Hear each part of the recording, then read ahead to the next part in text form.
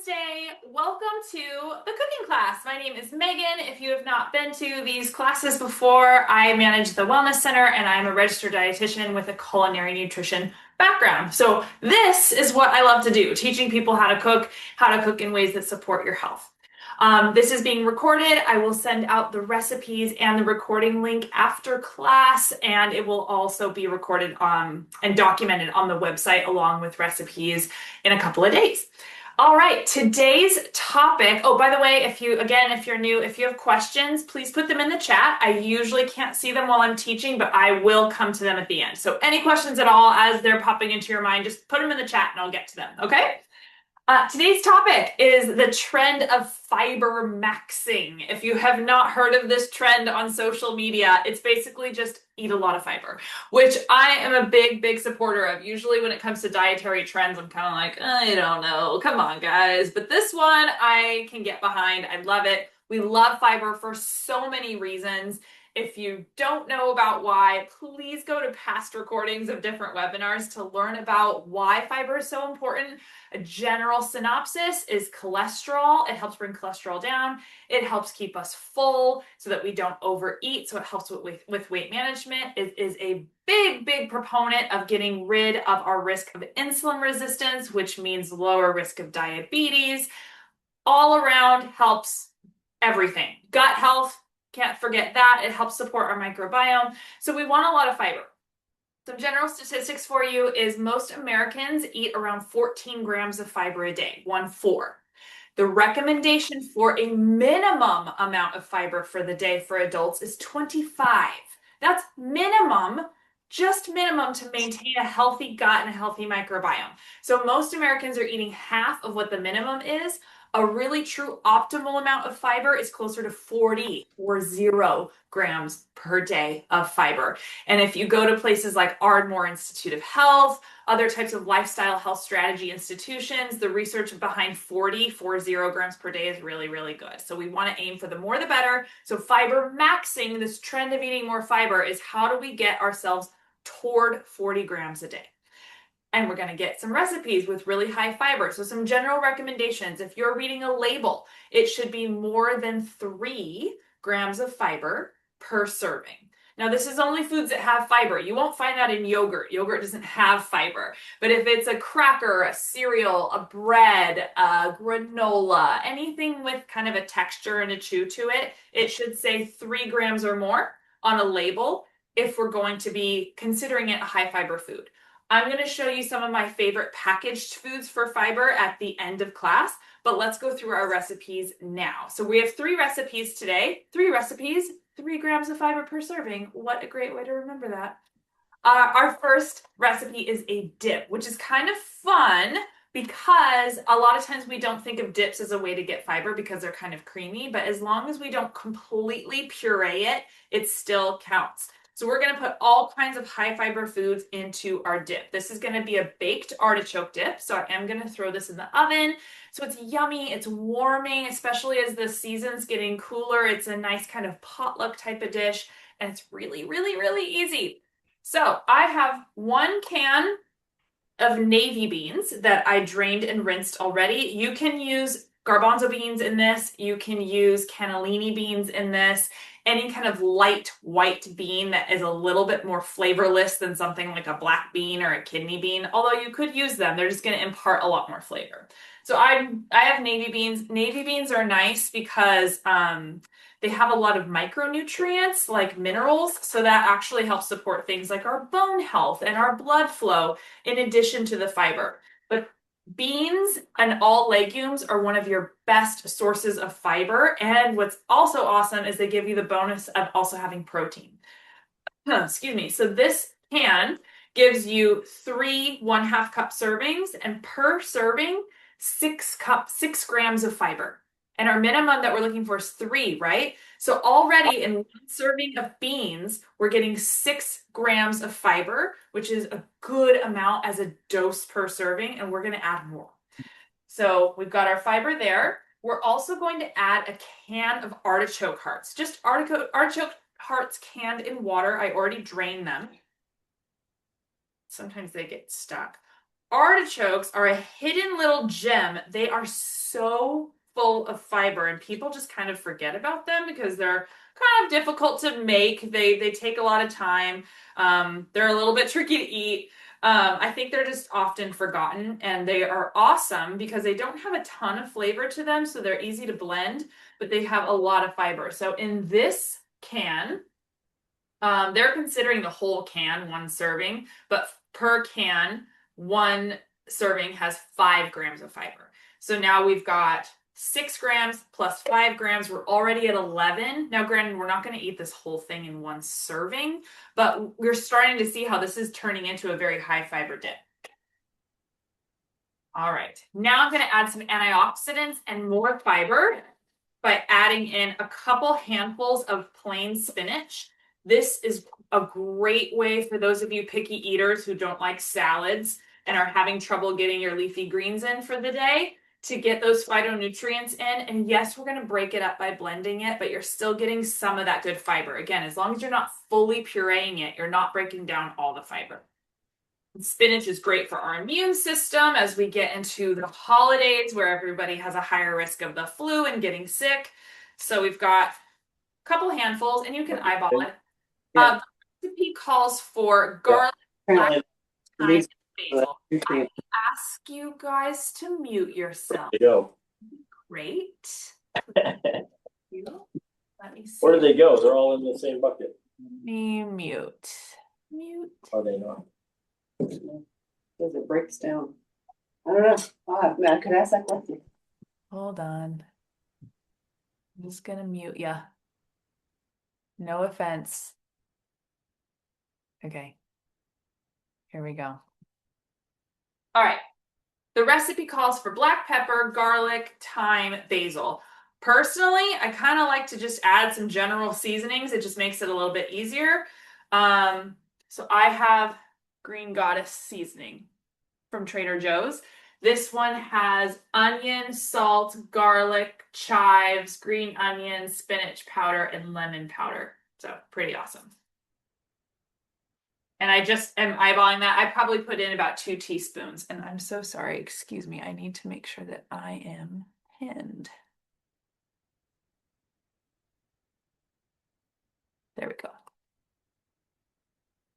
All right, and I also like to add a little bit of smoked paprika, just because it's kind of yummy.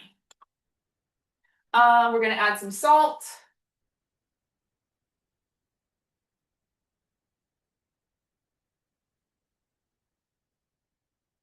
And we're going to add a little bit of yogurt. This gives it that creamy artichoke dip texture.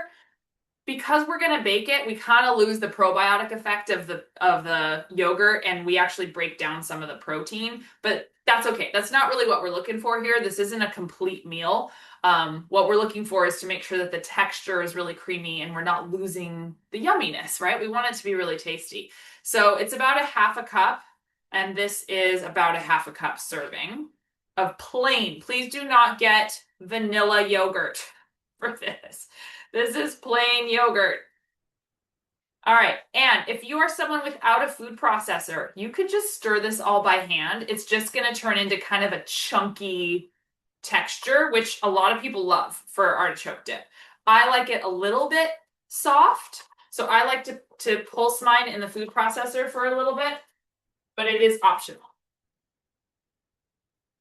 And we're just gonna pulse a little bit. Again, we're not blending to puree. We don't want to break down all the fiber.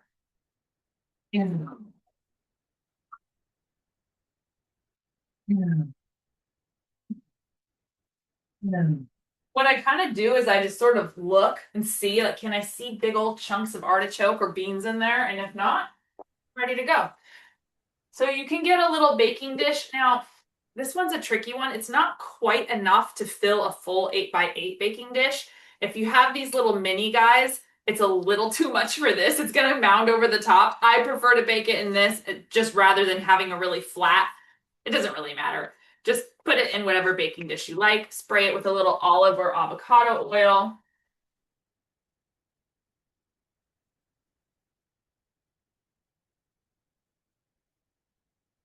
And vinegar. spatula. And this recipe is very forgiving if you want to add other types of seasonings to it. If you want to ditch the yogurt, you want it a lot more just artichoke-y, kind of do what you want with it. And just pour it in. You're going to see how this sort of mounds. Also, this is edible cold. If you're a cold artichoke dip kind of person, I know some people are. They don't like it hot and gooey. It's edible. There's nothing necessarily like raw in here that's going to be a problem. I just kind of like it cheesy and hot.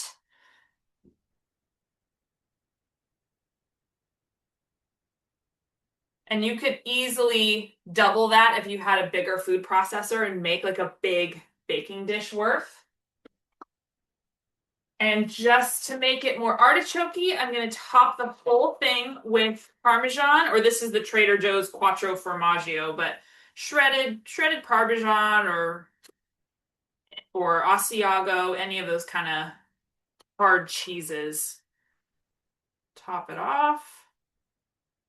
Now we have a high fiber dip that we're going to pop in the oven at 350 degrees for about 30 minutes, give or take.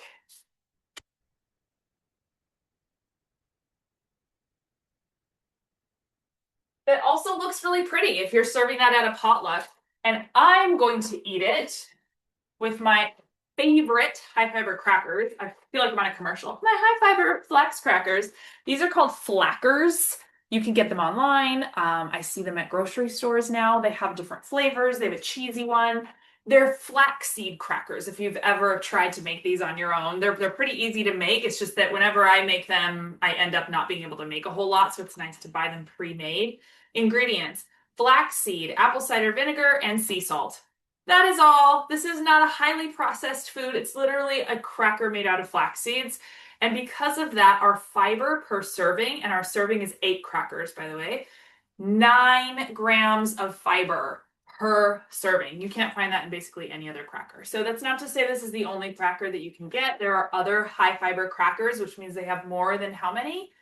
3, more than 3 grams of fiber per serving. There are other brands out there. This one is just one of the highest I've seen, and they're just really, really crispy and thick, so they feel very satiating. So I'm going to take my high fiber 9 gram of fiber cracker, dip it in my approximately 12 grams of fiber dip, and now I have pretty much a complete meal of fiber in my snack. Okay, so that's going to add up to my 40 for the whole day. So I love, love, love these. I will say these are a pricey cracker. This bag here is like $6. So take that for what you will, but also because they're so thick and fibrous and just chewy and crunchy, I find I don't need to eat a whole lot of them. So I don't go through a bag super quickly either. So Flackers crackers, there's that. Let's move on to our next recipe, which is breakfast/dessert. Many of you, I'm sure most of you, especially if you've come to my classes, have seen chia seed pudding. We are going to cook or prepare with basil seed pudding. So I don't know if you've heard of basil seeds before. Zen Basil is this particular brand that I got on Amazon. I haven't really seen basil seeds a lot in the stores. Places like Mother's and Whole Foods will have them. Haven't really seen it at other stores yet, but I mean, I bought this on Amazon. They're very available online, and I bet you're going to start seeing them in stores. They're becoming trendier. They function just like a chia seed. As far as if you've had chia seed pudding, they do that thickening gelatinous effect. Basil seeds do the same thing. I just want to show you what they look like. See, they look like little black chia seeds. They're just slightly bigger, the tiniest bit bigger than a chia seed. Overall, they are very similar to chia. Here's the differences. Chia is very high in omega-3s and protein. Basil seeds do not have very much omega-3s or protein. They are very high in fiber and antioxidants that are missing from the chia seeds. So they both have both. Chia seeds have fiber too and antioxidants, but not nearly as much. Basil seeds have about twice as much. So which one's better? depends on your needs. If you are someone who needs a lot more omega-3, you don't have a lot of fish going on in your diet, you might want to lean on chia seeds. If you have really high cholesterol, or maybe an immune compromise and we just really need to lean on fiber, we're having trouble getting that, you might want to do basil. I have both in my house. I kind of switch back and forth because I like them both and I like that I'm getting all those nutrients from both. So what we're going to do, oh, the other thing with basil seed is because of the fiber and the lack of the omega fat, they do the gelatinous effect more quickly. So if, let's say you forgot to do your overnight chia seeds, you could do basil seeds and they'll gelatinize in about 10 minutes versus chia seeds take like usually a half an hour to a little bit more than that. So they're best overnight. I still think you get the best texture that way, but they are a little faster in their gelatinizing effect. So your ratio, basically the ratio for any chia seed or basil seed pudding is a cup of liquid to 2 tablespoons of seed. That's kind of a good general ratio. 1 cup of liquid to 2 tablespoons of seed. What liquid you use is totally up to you. Most recipes will call for almond milk or oat milk or your favorite milk. I kind of like to do a combination of kefir because that way I'm getting my probiotics from my gut, and either milk or coconut water if I'm wanting to get more electrolytes. So today we're going to use plain kefir and coconut water. We're going to do half and half to make our total 1 cup of liquid. So this is plain kefir. If you've never had kefir before, it's just liquid yogurt. That's all it is. So it makes it nice for mixing. You can kind of use it as a milk substitute and you get probiotics that way and some calcium and some protein. And if you have mason jars with markings on them, like I do, it makes life so much easier. So I'm going to do 1/2 cup. It's hard to see. I think I did a little more than half a cup there, but oh well. 1/2 cup of kefir. Watch out for sweeteners in kefir, just like you would for yogurt. And 1/2 cup of coconut water. This gives us our electrolytes. And it gives a little sweetness, which is nice. This is a great combination too if you're someone who's really low carb and watching like the sugars and milks. Now, I'm going to add flavor to mine because if you've ever had chia seed pudding just plain, it's kind of like doesn't really taste like anything. So I like to add flavor by adding protein powders. This brand is one of my favorites, Just Ingredients. You can buy it on their website. They have all kinds of flavors that are flavored with monk fruit. And so it's just nice to give a bunch of flavors. So sometimes I'll get their sample packs and I have like lemon and chocolate just in little amounts. The strawberry one happens to be a favorite of my kids. We use it a lot. We call it strawberry milk or pink milk. So this is adding protein. It's not adding fiber. This is not a Fibermaxxed piece of the recipe. But you want to do basically 1 serving or a little bit less of protein powder, and you can use whatever protein powder you want. And you don't have to use the protein powder. This is just instead of sweetener. I like to do a sweetened protein powder to get a little bit of extra in there. And blend that up. So this is now becoming like a little protein shake. And you could just shake it or whisk it, but I find it gets a little clumpy if I don't actually blend with a hand mixer. I feel like I say this every year at Christmas, but if you need a stocking stuffer for someone, these little hand whiskers, if you're a coffee person, or they're the best. All right, so I've got my protein shake here, and now I'm just going to add, and I don't have to add sugar, right? Because I have sweetened protein powder. 2 tablespoons of basil seed. And this is another one that's forgiving. If you make this, you're like, this is way too liquidy. I like mine nice and thick. Add another tablespoon. If you make this and it becomes way too thick and gelatinous, add more liquid. I mean, you can really mess with this, especially in the first kind of 5 to 10 minutes as you start to see what texture it's becoming.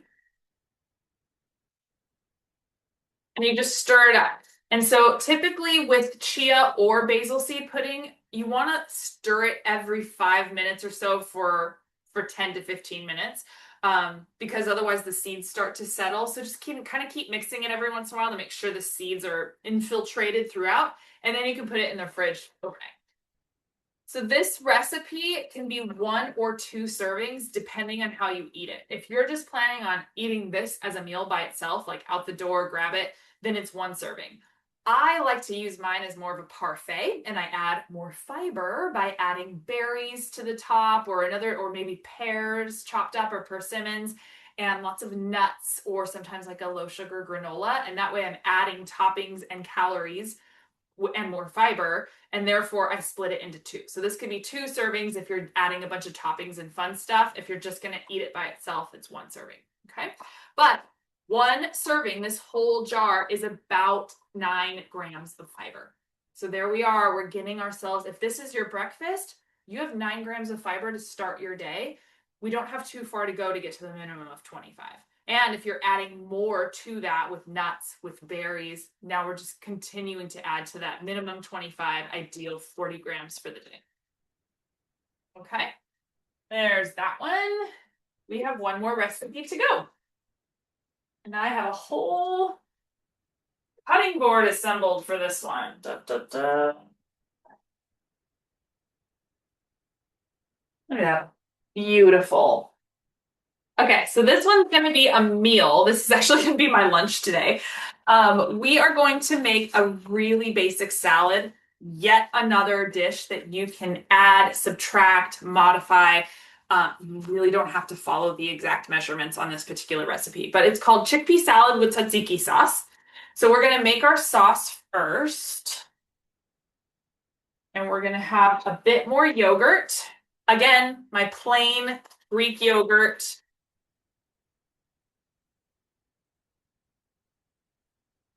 Now, this whole recipe serves 4, so it calls for a whole cup of plain yogurt. I'm just making this for my own lunch today, so I don't need to do a full amount. I'm going to do like a half and probably use the leftovers for my lunch tomorrow. So I'll use half cup yogurt. It just makes for a creamy sauce that has protein rather than using things like sour cream that don't really give us much other than saturated fat. We're going to do a tablespoon of lemon juice. I just always have lemon juice squeezed. We're going to do a little bit of feta cheese. If you were making the whole dish, you'd be doing 1 cup yogurt, about a 1/4 cup of feta, and juice of 1 lemon. So I'm just sort of eyeballing to make myself 1 or 2 portions here. We're also going to do either garlic powder or, again, some of this Green Goddess seasoning. And then you could add dill, or my favorite right now is something called za'atar seasoning. Let's see if I can get that so where you can see it. Zaatar. It's a Mediterranean seasoning that is za'atar, which is a type of plant leaf, sumac, sesame seeds, and salt. And it really gives that Greek vibe. I love this stuff. So I add a few sprinkles of that too. And you just mix. And it's going to be pretty thick. You could easily use this as like a dip too by itself. No fiber here. We're not at the fiber part yet, but this is a great, yummy condiment. And we're going to spread this. Maybe I will just use 1 portion of this over the plate. This is a great dish for serving at parties or just gatherings in general because it's really pretty looking. It looks really fancy. Anything with like a spread underneath on the plate always looks fancy. And we're going to just set that off to the side for a second. Get all that yogurt off my hands. And we're just going to cut up a bunch of vegetables. So I have tomatoes and basil and cucumber here. All of these things are very high in fiber. Anytime we're adding a bunch of vegetables, we're adding fiber. That's your best source of fiber. The crunchier, the chewier a food is from the plant world, typically that's a good rule of thumb for the more fiber it has. So I'm just going to chop up. You can do any thickness you want. I kind of like them quartered.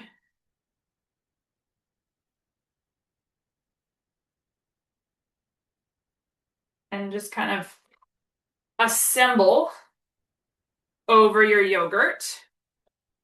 This is a salad without greens, which some people really like, having an option that doesn't have lettuce or arugula or spinach in it. But you could add it and you could make the sauce more liquidy by adding a little bit of olive oil to it and make it more of a dressing instead of a spread on the bottom. So lots you can do. Tomatoes I love, not so much for the fiber. They're not a super high fiber vegetable, although they do have some. But they have a lot of antioxidants that help us to absorb vitamins. That's something that's kind of unique to tomatoes. So when we eat tomatoes alongside things with protein and other types of nutrients, we're absorbing it more easily and more efficiently when we have the vitamin C and the lycopene from the tomatoes. So we're slowing down our digestion with all the fiber, and we're allowing the nutrients and the antioxidants from the tomato to help us absorb other things that are important for us. So I have all those tomatoes. I just have some basil that I chopped from my garden, and I'm just going to sprinkle that around. I don't typically chop my basil all that much just because I kind of like the flavor of it, but you could chiffonade it if you don't want whole leaves. Basil and cilantro and parsley, all of our herbs are really good for our immune system, and they do have some fiber in them too. So those are great things to have. And then here's the secret ingredient for this particular recipe is our avocado. This is one of the exceptions to the rule, to the chewy, crunchy rule. Avocado is very, very creamy. There's no chewy crunchiness to it, but guess what? A quarter of an avocado has about 5 grams of fiber in it, which is mind-blowing to me because most of us are eating, especially in this kind of dish, we're going to eat a whole half of it. So if I eat a whole half of this avocado, I'm probably getting about 10 grams of fiber. And because there's not really a whole lot of other fat source in this recipe, I'm going to eat the whole half.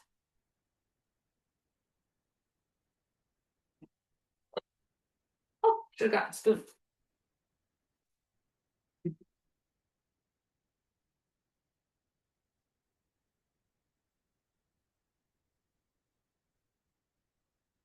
That out.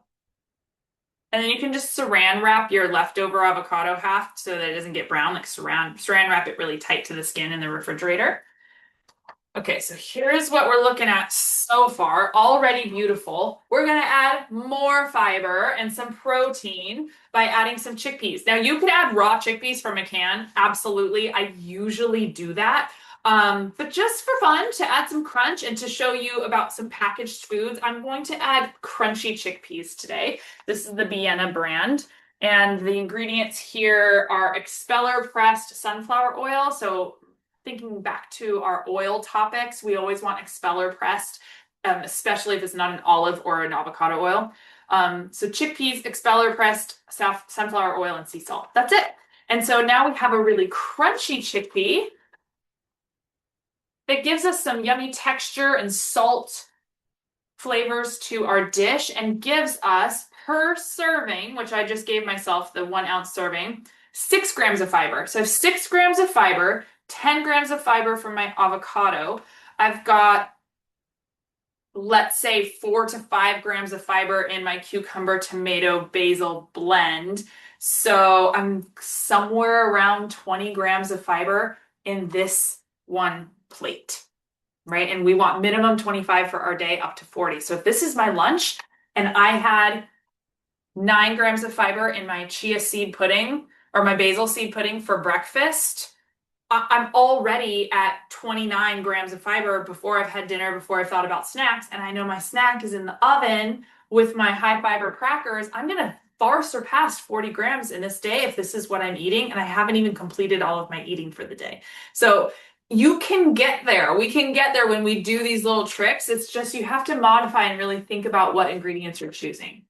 Other things you can add to this particular dish. You can add some olives, which I am going to do. Because I love olives. Olives are an okay source of fiber. 1 serving of olive gives you about 2 to 3 grams of fiber. They're not, so it's not super significant. But you know, it adds, every little bit counts. These are the grilled olives from Trader Joe's. Oh my gosh, they are, if you are an olive person, they are so good. They are heavenly. Um, that's what those are. And I'm just going to probably quarter these so I get more bites. Now, complete meal wise, this is not super high in protein. Our chickpeas have 6 grams of protein, and we had about another 6 grams of protein in the Greek yogurt because we used Greek as our base. So it's about a 12-gram protein dish, which is on the low side for a meal. So maybe we have some tuna on the side or salmon on the side or a couple pieces of chicken. You wouldn't need a full serving, like maybe a couple slices. Maybe you have a protein shake with it. Maybe you have some basil seed pudding as like a little dessert just to kind of complete your well-rounded meal. Because yes, we're focused on fiber, but you have to kind of remember our whole big picture of complete meals.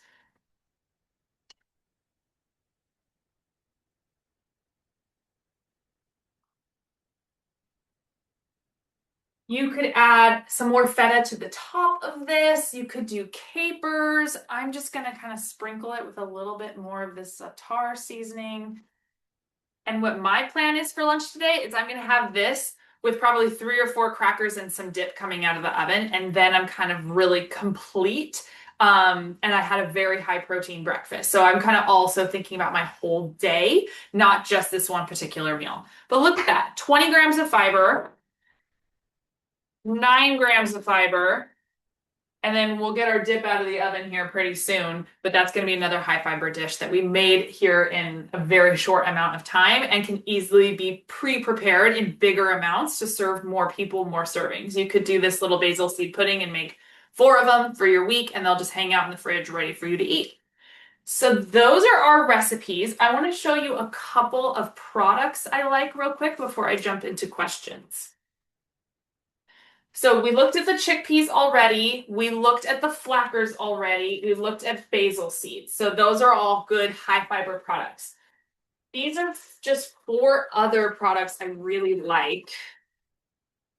This is a type of nut brand called Karma. I find them online. I get them on Thrive Market, but I've seen them on Amazon. And what's nice about this brand is they have wrapped nuts. They have a couple of different types of nut options. So this one's their cashew, and they keep the wrapper on the nut. If you've never seen like a nut that's been harvested, there's actually this little fibrous wrapper on the outside of them that most nut companies take off. But that's where a lot of the fiber is. So you actually have about 2 times the fiber in this particular cashew versus a standard cashew. So per serving, you're up to 3 grams of fiber versus a standard cashew, you're only at 1 or 2. So it's really counts as a high fiber food. So Karma nuts are nice. If you're a nut eater, you can get more fiber that way. Here is a fantastic source of fiber. This brand is called Brahmi, and they are lupini beans that if you've never had a lupini bean, it's like a more dense chickpea or a more flavorful lima bean. They're kind of flat. They're really chewy and dense. They have a lot of yummy flavor, and per serving, you're getting 3 grams of fiber here too.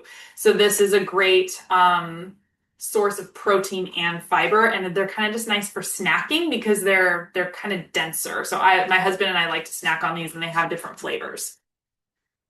This brand, Dang, that's good. Coconut chips. They have different flavors of coconut chips. This is just their plain, so it's just coconut and sea salt. But per serving here, you get 6 grams of fiber. So sometimes I'll make trail mixes with these 2, or with these 2 and pumpkin seeds, or with some almonds. And this is a really yummy thing to just grab and go. And they taste sweet and salty, but you're getting a lot of fiber in your snack. Another thing I'll use this for is I'll crunch this on top of oatmeal or yogurt bowls or basil seed pudding. They give some crunch and some coconut flavor if you like that taste.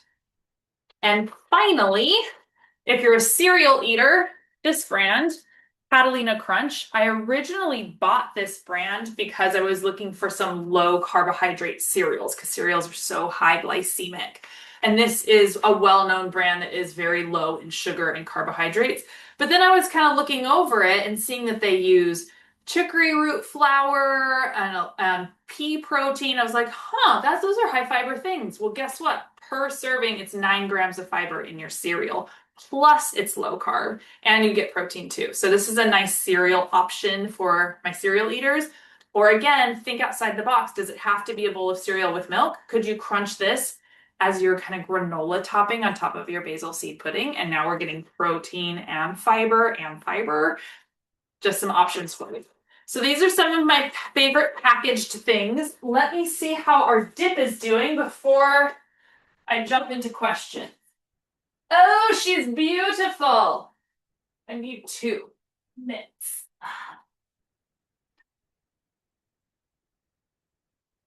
All right, it's a little wiggly jiggly. We still have 6 minutes, but you can see how it's looking, right? So once that's done, it's going to get a little thicker and denser and less wiggly, and so great for dipping our thick crackers in. Also, kind of yummy dippers are jicama. People forget about jicama. It's a great dipper, or bell peppers. If you are not into crackers or you're really wanting to watch your carbohydrate intake. I'm going to let that keep on baking and I will take your questions. If you have questions, put them in the chat. No questions. All right, guys. Really, no questions? I think this is the first time I've ever had a no question class. Okay. Well then, let me pull it into gallery. All right, guys. Well, if you don't have any questions, then that is that. As soon as I get the recording all synced up, I will send that out along with the recipes.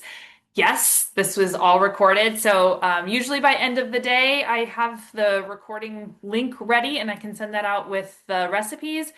If you don't catch that, or for whatever reason, I don't get your email, it will also be posted to the website under recordings, and the recipes are posted in the caption. Oh, I do have a question. I wanted to ask, are you vegetarian? I used to be. I am not a vegetarian. I eat absolutely everything, and I like it that way. So I eat a lot of vegetarian meals. I eat some vegan meals. I eat a lot of paleo meals. So I eat a lot of everything, but it's very what I call plant-focused eating. So every meal I eat has a ton of plant foods, but no, I do include fish, meat, eggs. I eat it all.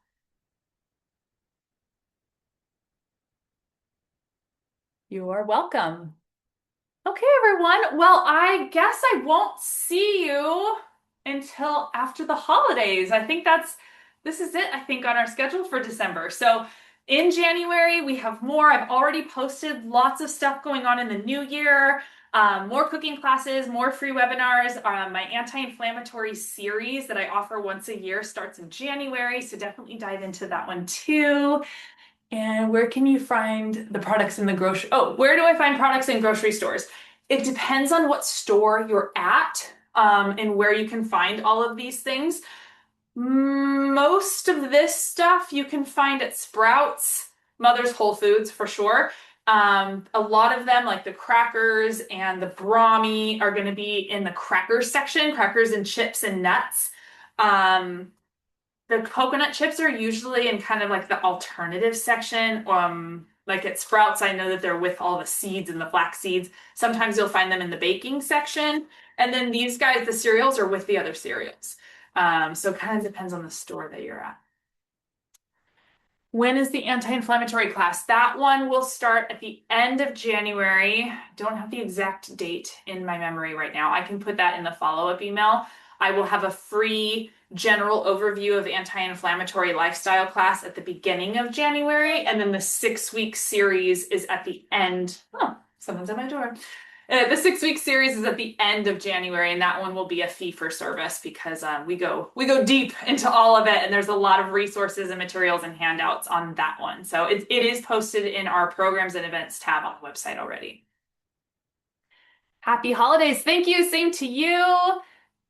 And I'm so excited that you're going to try these things. Yes, please let me know if you find cool products too. I'm always excited when people send me pictures or come into the wellness center and show me cool things that they found. If you find a new cracker or a cereal or whatever that has high fiber, or if you're just curious about the ingredients, email me. I love that kind of stuff. So, and that way I can keep on sharing it with all of you. So happy holidays ahead, everyone, and I will see you at our next session next month. Bye.